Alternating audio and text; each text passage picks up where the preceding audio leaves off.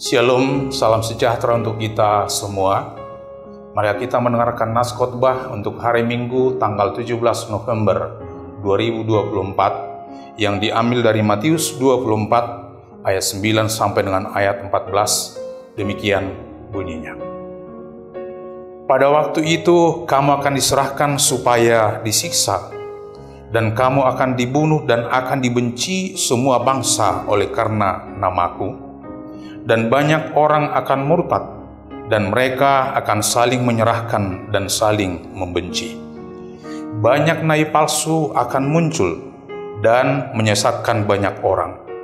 Dan karena makin banyaknya kedurhakaan, maka kasih kebanyakan orang akan menjadi dingin. Tetapi orang yang bertahan sampai pada kesudahannya akan selamat, dan Injil Kerajaan ini akan diberitakan di seluruh dunia menjadi kesaksian bagi semua bangsa. Sesudah itu barulah tiba kesudahannya. Demikian pembacaan Alkitab. Pada tahun 155 Masehi, Polikarpus, murid Rasul Yohanes, yang pada waktu itu menjabat sebagai uskup di kota Smyrna, ditangkap oleh penguasa Romawi. Ketika Polikarpus diperhadapkan di hadapan pengadilan, dia diperhadapkan kepada dua pilihan. Pertama, menyangkal Kristus, lalu dia akan dibiarkan hidup, atau memilih untuk tetap setia kepada Kristus, maka dia akan dijatuhi hukuman mati. Mendengarkan pilihan itu, Polikarpus menjawab seperti ini. 86 tahun aku melayani Kristus.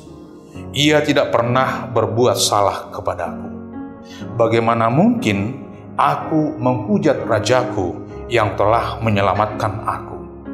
Lalu Polikarpus yang sudah berusia 86 tahun itu dibakar hidup-hidup, walaupun hukuman itu begitu sadis, begitu keji, namun kesetiaan Polikarpus kepada Kristus tidak pernah tergoyahkan. Saudara-saudara yang terkasih, Matius 24 adalah khotbah Yesus yang berisikan nubuatan tentang dua peristiwa besar yang akan terjadi di tengah-tengah dunia. Pertama-tama, Yesus menubuatkan suatu saat Yerusalem akan dihancurkan. Nubuatan ini digenapi ketika Jenderal Titus pada tahun 70 memimpin pasukan Romawi mengepung dan membumi hanguskan kota Yerusalem. Menurut Yosefus, sejarawan Yahudi, pada waktu itu ada sekitar 1,1 juta jiwa orang Yahudi yang dibunuh oleh tentara Romawi, dan 97.000 jiwa dijual dan kemudian dijadikan menjadi budak. Nubuatan ini kemudian semakin dilengkapi ketika Kaisar Hadrian memerintahkan penghancuran pemberontakan yang dipimpin oleh Simon Bar Kokhba. Menurut Cassius Dio, yaitu seorang sejarawan Romawi pada abad kedua, pada peristiwa tersebut Romawi membunuh 580.000 orang Yahudi, kota Yerusalem kembali dibumi hanguskan, lalu kemudian orang Yahudi diusir dan dilarang kembali ke Yerusalem dengan ancaman akan dihukum mati bila melanggar aturan atau perintah tersebut. Kemudian nubuatan Yesus yang kedua adalah tentang kedatangan akhir zaman. Yesus mengatakan suatu saat dunia ini akan berakhir.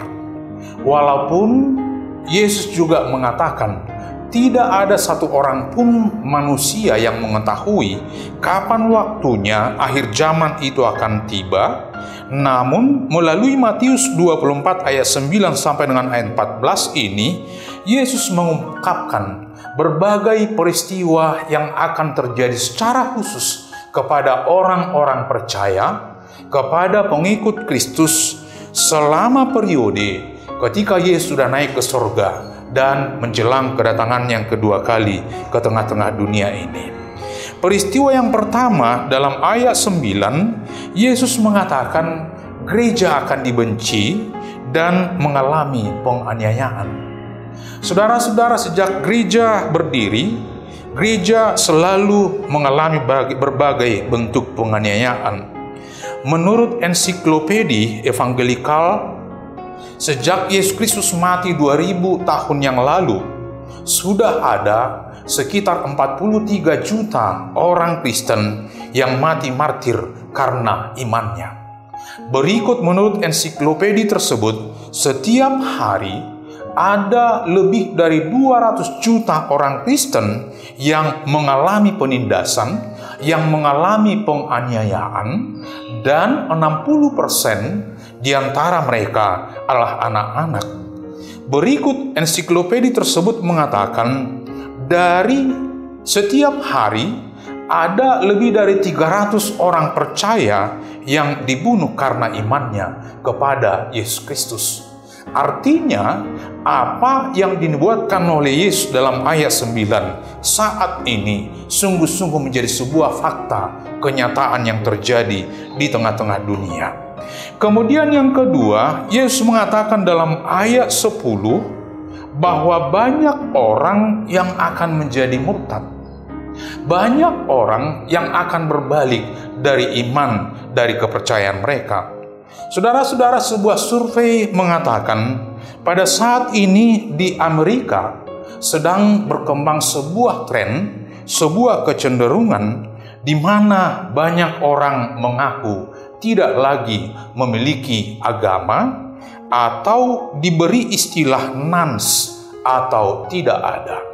Istilah ini diangkat berdasarkan penelitian ketika mereka diberi pilihan untuk memilih agama apa yang mereka anut, dan mereka mengatakan tidak ada.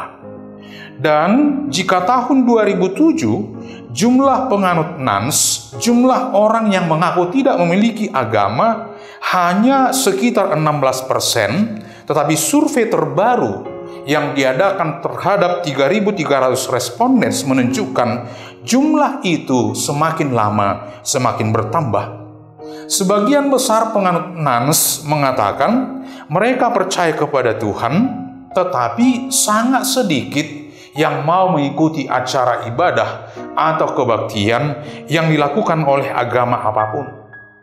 Di HKBP sendiri, menurut HKBP, pada saat ini warga jemaat yang masih mau menghadiri ibadah, menghadiri kebaktian hanya kurang lebih 30%.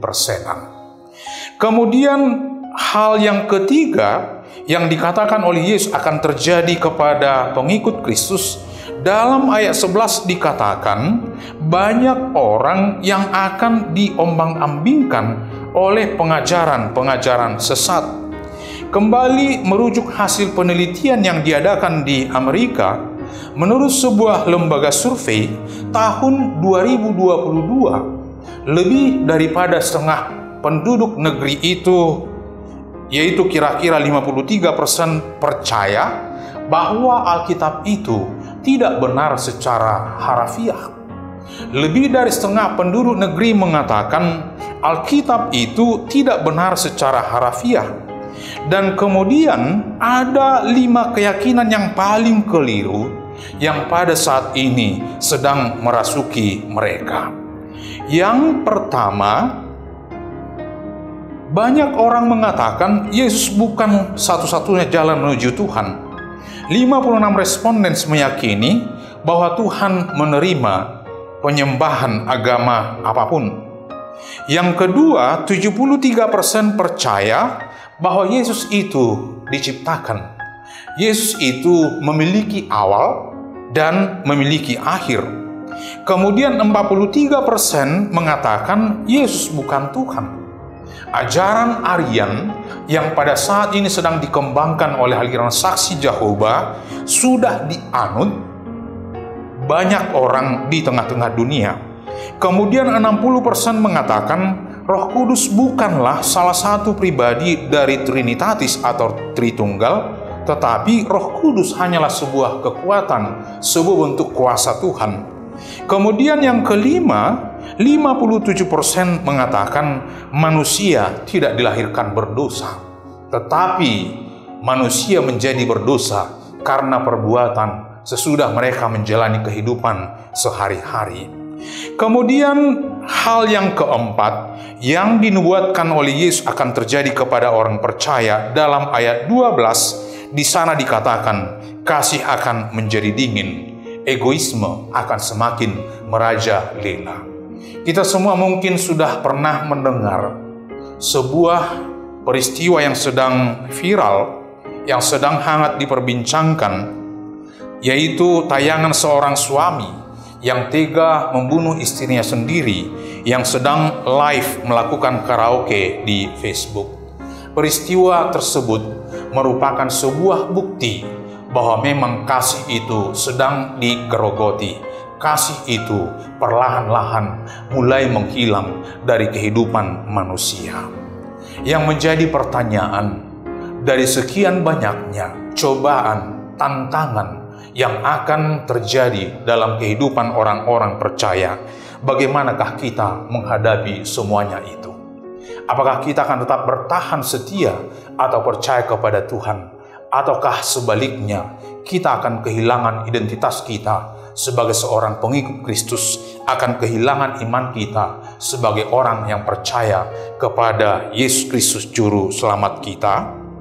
Pernah suatu ketika Martin Luther berkata, "Sekalipun saya tahu besok dunia akan hancur berkeping-keping, saya akan masih menanam pohon apel kecil dan melunasi utang-utang saya."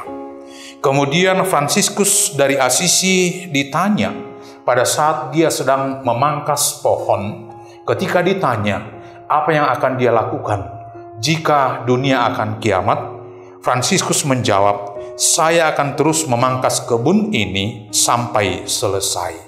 Apa yang mereka sampaikan melalui pernyataan tersebut, mereka mengatakan, apapun yang terjadi, sekalipun dunia akan kiamat besok, sekalipun banyak bentuk kekacauan yang sedang menggerogoti dunia ini, tapi mereka akan benar-benar bertahan, akan tetap menunjukkan identitas diri mereka sebagai orang yang percaya kepada Kristus, melakukan yang terbaik sebagai bentuk pelayanan mereka, bentuk pengabdian mereka kepada Tuhan.